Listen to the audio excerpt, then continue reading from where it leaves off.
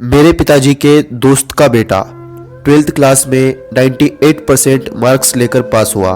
पूरे गांव में उसकी खूब तारीफें होने लगी। वो जहां भी जाता उसका सम्मान किया जाता, क्योंकि गांव वालों के लिए ये बहुत गर्व की बात थी। आज तक किसी ने भी गांव में ऐसी सफलता हासिल नहीं की थी। ये सब देखकर मेरे पिताजी को अपने दोस्त से जलन होने लगी। ये सोचकर उन्हें रात को नींद भी नहीं आती थी। मैं अभी अभी 12th क्लास में गया था। मेरे पिताजी एक दिन मेरे कमरे में आए और मुझसे गुस्से में आंखें निकालकर ये कहा, जैसे मेरे दोस्त के बेटे ने 12th क्लास में अच्छे मार्क्स हासिल किए, तुझे भी 12th क्लास में अच्छे मार्क्स हासिल करना है, ताकि मेरा भी नाम पूरे गांव में हो, गांव के सब लोग मुझे इज्जत देने लगे। मैंने पिताजी से कहा, पिताजी मैं 12th क्लास में अच्छे मार्क्स हासिल करने की पूरी कोशिश करूंगा। पिताजी ने कहा, अगर तूने अच्छे मार्क्स हासिल नहीं किए तो मुझसे बुरा कोई नहीं होगा। यह कहकर मेरे कमरे से चले गए। मेरे पिताजी की बातें मेरे दिमाग में घूम रही थी। मेरे ऊपर दबाव आ चुका था। खैर, मैंने पढ़ाई करना शुरू कर दी। बहुत मेहनत की। दिन के 5-5, 6-6 घंटे में पढ़ाई करता। मैंने मेरे पढ़ाई में कोई कसर बाकी नहीं छोड़ी।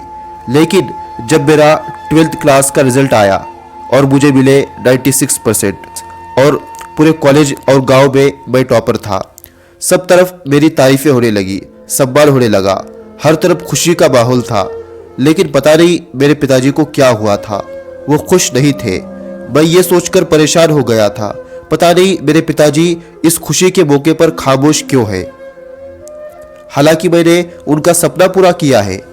जब मैं रात को अपने कमरे में सो रहा था तो अचानक घर में तोड़ फोड़ की आवाज़ें आने लगी। मुझे लगा घर में कोई चोर तो नहीं घुस आया। जब ये देखने के लिए मैं बाहर गया तो मेरे पैरों तले जमीन खिसक गई।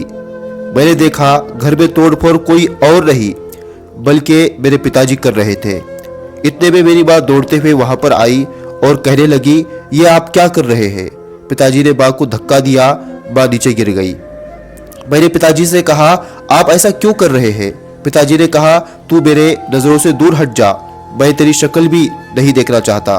मैंने रोते हुए कहा, पिताजी आखिर मेरी गलती क्या है, मेरा कसूर क्या है जो आप मेरे साथ ऐसा सलूक कर रहे हैं? पिताजी ने कहा, मैंने तुझसे पहले ही कहा था, अगर तेरे 12th में 98% मार्क्स नहीं आए तो मुझसे बुरा कोई नहीं होगा। मैंने पिताजी से कहा, पिताजी मेरे सिर्फ 2 मार्क्स कम आए हैं, मुझे 96% मार्क्स मिले हैं और मैं पूरे गांव में, पूरे कॉलेज में टॉपर बन गया हूँ। पूरे गांव में हर तरफ मेरी तारीफें हो रही है, मेरा सम्मान हो रहा है। लेकिन मुझे ये समझ नहीं आ रहा कि आप इस बात पर खुश क्यों नहीं हो रहे हैं। आपको तो सबसे ज्यादा खुश होना चाहिए। पिताजी ने कहा, मैं भी बहुत खुश होता अगर तेरे 98% से ज्यादा मार्क्स आते। पिछले साल मेरे दोस्त के बेटे ने 98% मार्क्स लाए थे।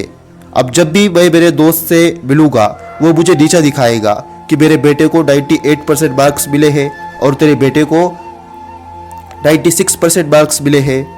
उसके सामने मुझे हमेशा शर्मिंदगी महसूस होगी। मैंने कहा, पिताजी अगर मुझे 2 मार्क्स कम मिल गए तो क्या हुआ?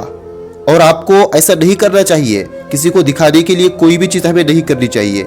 पिताजी ने मुझे जोरदार थप्पड़ मारा और कहा, मुझसे जबान मत लड़ा, और वहां से चले गए। उस वक्त मैं बहुत परेशान था, मुझे समझ नहीं आ रहा था। आप खुद सोचिए कि इतनी मेहनत करने के बाद भी अगर गालियां सुनने को मिले और वो भी अपने घर से, तो आपको कैसा लगेगा? मैंने सोचा पिताजी कुछ दिन के बाद ठीक हो जाएंगे, उनका गुस्सा उतर जाएगा और वो मुझसे पहले की तरह बात करने लगेंगे। उनका गुस्सा नहीं उतरा। उसके बाद मैं खुद को ही दोषी समझने लगा। इतनी मेहनत करने के बाद भी मैं पीछे क्यों रह गया? मेरे 2 मार्क्स कम क्यों आ गए? ये मैं बार बार सोचता। मुझे रात को नींद नहीं आती। उसके बाद मैं धीरे धीरे पढ़ाई से दूर होने लगा। मेरा पढ़ाई में मन नहीं लगता। कभी कभी मैं दिन भर खाना भी नहीं खाता, हर समय तनाव में रहता। मेरी हालत को देखकर मेरी माँ परेशान होती थी। सिर्फ वो अकेली थी जो मुझे अच्छे से समझती थी। कुछ दिन के बाद मेरे दिमाग में वो ख्याल आया जो नहीं आना चाहिए था। मैंने वो कदम उठाया जो मुझे नहीं उठाना चाहिए था। सुबह के 7 बज रहे थे। मैं जल्दी उठा और मेरी माँ से कहा, मैं बाहर जा रहा हूँ। मेरी माँ ने पूछा, इतनी सुबह सुबह कहाँ जा रहा है? मैंने कहा, दोस्त से मिलने जा रहा हूँ। माँ ने कहा, ठीक है, लेकिन जल्दी घर वापस आना। मैं माँ के गले लग गया और कहा, अपना ख्याल रखना और मेरी फिक्र मत करना। मेरी माँ मेरी बातें सुनकर हैरान हो रही थी, ऐसी बातें क्यों कर रहा है। उसके बाद मैं घर से निकल गया और एक पेड़ के पास जाकर मैंने अपनी ज़िंदगी को हमेशा के लिए ख़त्म कर दिया, क्योंकि मैं और नहीं जीना चाहता था। मैं परेशान हो गया था अपनी ज़िंदगी से, लेकिन मुझे ऐसा कदम नहीं उठाना चाहिए था, क्योंकि बाकी बच्चों पर इसका गलत असर पड़ेगा। ये मैं पहले से जानता था, लेकिन मैं क्या करता।